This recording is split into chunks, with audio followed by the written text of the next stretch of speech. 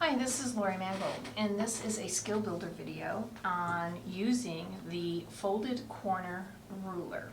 So this is the small version, the mini version, they call this the mini, and this works with a folded corner up to 3.5 inches. This way? Oh, she wants me to do that. Okay, 3.5 inches, and they also make one that's much bigger that goes up to even larger squares, folded corners. Now, oftentimes when you've taken, when we talk about folded corners, it's also known as stitch and flip. And so that means we're going to put a square and we're going to sew a line and flip that square up. So think of a snowball block or even flying geese it can be used with. So what I'm going to show you is basically in the traditional stitch and flip, we would take this square, and you can zoom down, and we would put it in this corner, and we would draw a line from point to point, and we would sew on that line, and then we would trim and we would flip this up, and it's going to fill this corner, okay? The biggest challenge in this technique is that this is a bias seam. So sometimes it's hard when you press it to keep it straight and to keep it level. One of the neat things that I have found is that with the folded corner ruler, I can pre-cut these, Tommy Romano was the one that showed me this, and I thought, well, I don't want to cut them because they'll be biased. It's biased, it'll be stretchy. But this is such a time saver because what I usually do is draw the line, I then I trim the middle one out so that I can force this one to be up even with the back one. I then press that and then I open it back up and I trim the bottom one away, which is like 3 or 4 steps. With the folded corner ruler, I can reduce it all down to trimming, sewing, and pressing. So let me show you the trick to this ruler. What I'm going to do is put this corner on this outside corner of this square, okay? I don't even really care what size because I know this line right here is going to be on the diagonal, okay? Where I'm cutting is 1/4 inch away from that diagonal. And Michelle, what did I do with right there? Sorry, lost my rotary cutter. So once I line that up and I have that lined up, I'm going to open this up and I'm going to cut this away. Okay? And I'm going to pull that away. And depending on how crazy you are, if you keep them together, you could actually sew a 1/4 inch seam and make a bunch of mini half square triangles. But I'm going to slide that away, and now I'm going to sew a 1/4 inch away from that cut edge, which is what we're all used to, and we can use our 1/4 inch foot. We're not sewing down through the middle of the fabric.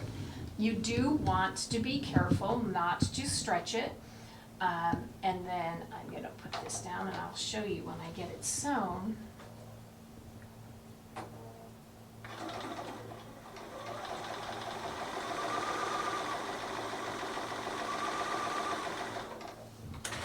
Hard to sew sideways.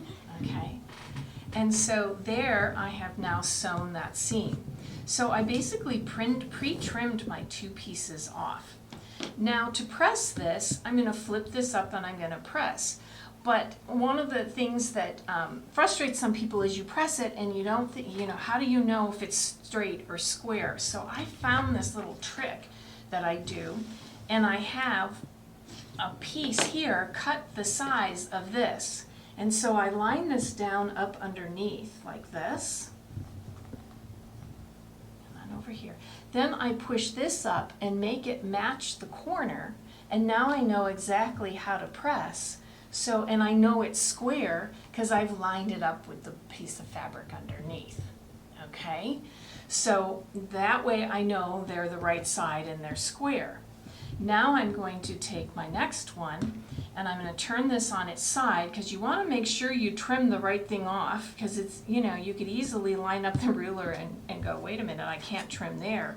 I've got my second one and I'm going to do the same thing. I'm going to line this up right here, make sure the diagonal line is on the diagonal line. I don't think that's quite all the way down of the square.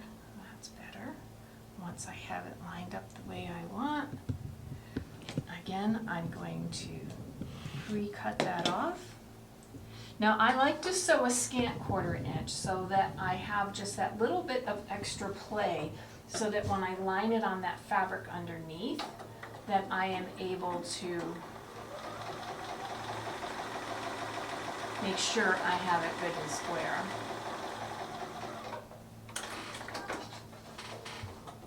Okay, so here we go here. I'm going to just trim those threads. Notice that it overlaps because you need that 1/4 inch seam allowance. So again, I'm going to turn this on a side like this one, and I'm going to line it up so that they are perfectly even. And now when I flip that up, I want to make sure that lines up, and it does.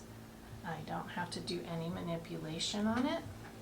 And now what I have is this beautiful rectangle with 2 folded corners, and look how fast that was. I didn't have to draw any lines. I didn't have to you know, worry about all the different layers and which ones to flip up. Just that quickly I was able to do those 2 folded corners, and look how perfect and straight that is. So I think this has been, for me, like I said, when Tommy showed it to me and we demoed it at Shop Up, I went, I don't think I'd use it. Trust me, I just did a very large block that had 36 folded corners, and it was a lifesaver and a time saver. So I hope you'll consider it. It's available on our website and at the stores, and I encourage you to think about it. Oops. It's called the Simple Folded Corner Ruler. We have a mini and we have a regular size.